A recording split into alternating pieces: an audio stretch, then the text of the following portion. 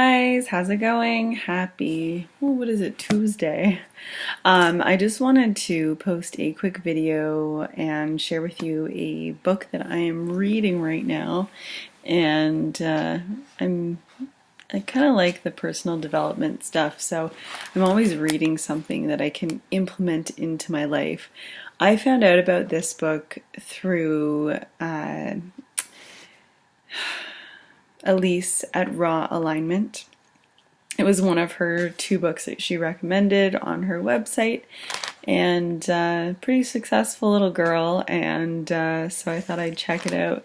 So it was actually really hard to find this book in Canada, so I bought this one when I was in Arizona. It's called The Miracle Morning by Hal Elrod. So I actually downloaded, you can get the first two chapters for free on his website. I think there's a few different ones, but miraclemorning.com is one of them. And you can get like the gist of it without getting the book, but I like to have the book, so I'm about halfway through it right now. And to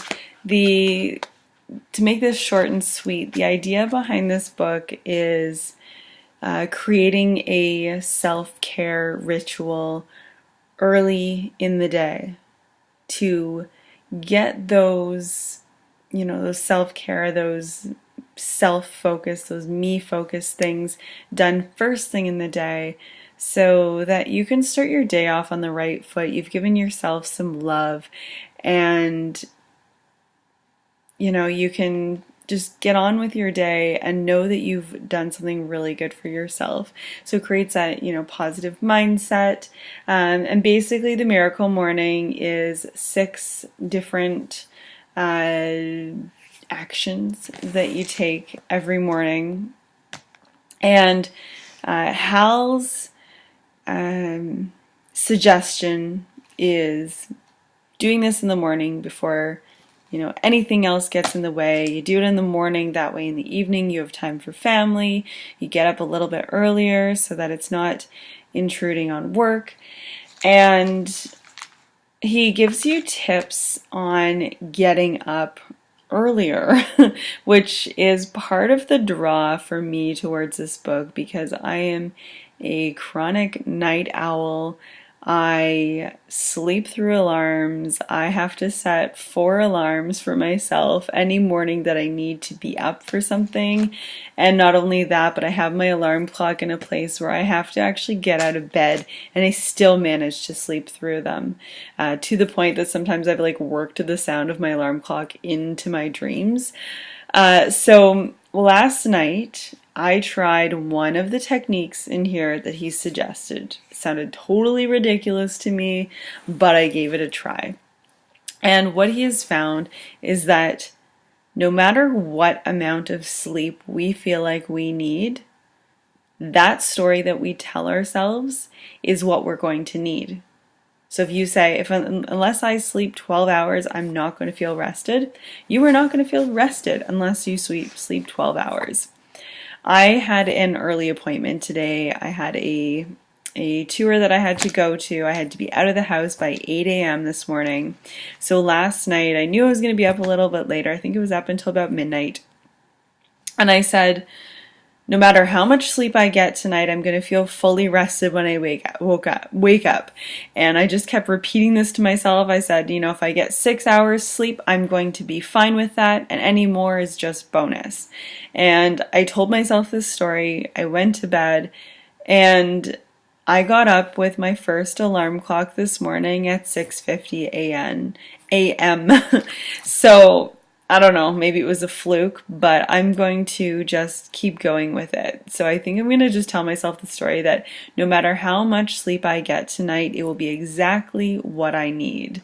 So beyond the sleep part, when you actually get out of bed, There are 6 different practices that Hal suggests incorporating every morning. And it could be something as simple as doing 5 minutes of each of these things in a, getting up half an hour earlier. He does suggest starting with an hour earlier. I'm only halfway through, so I can't tell you everything that happens, but these practices, he has broken it down into an acronym: SAVERS, lifesavers, totally.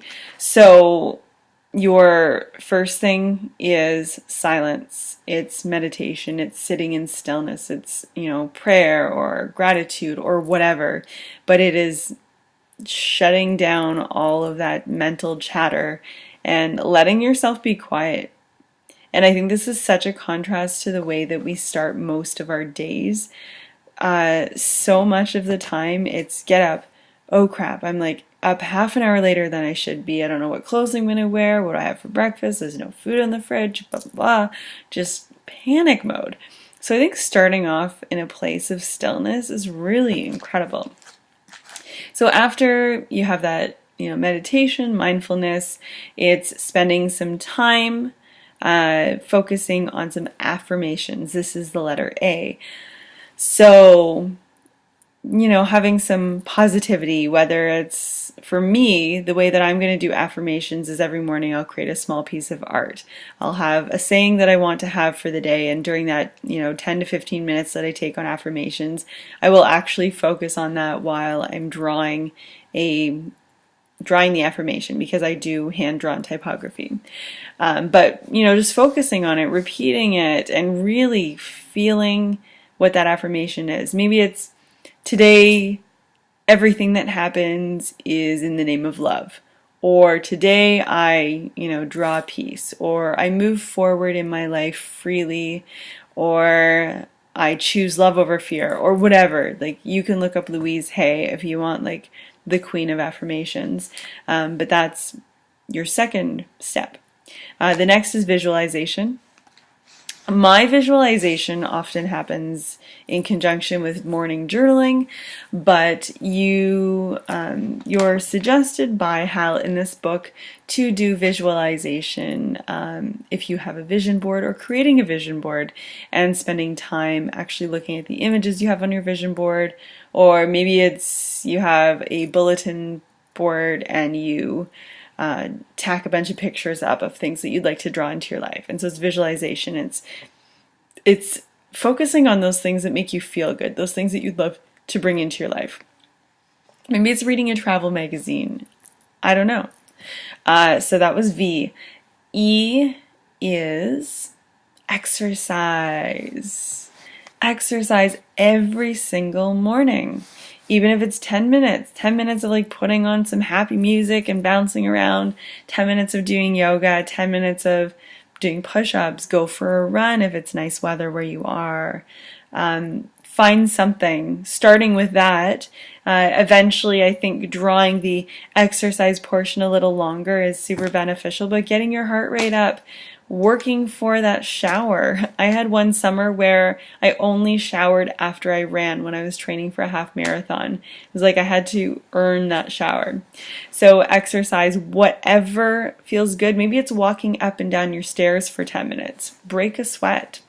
R is, I forget what the R is. I'm going to have to look it up. I'm so sorry. Reading. Spend some time reading something that you are enjoying. If it's personal development, if it's a novel, if it's a recipe book, whatever is your thing. Maybe it's learning something new. Reading is, spending that time, get through a chapter or whatever. Spend a few minutes reading something that feels good for you.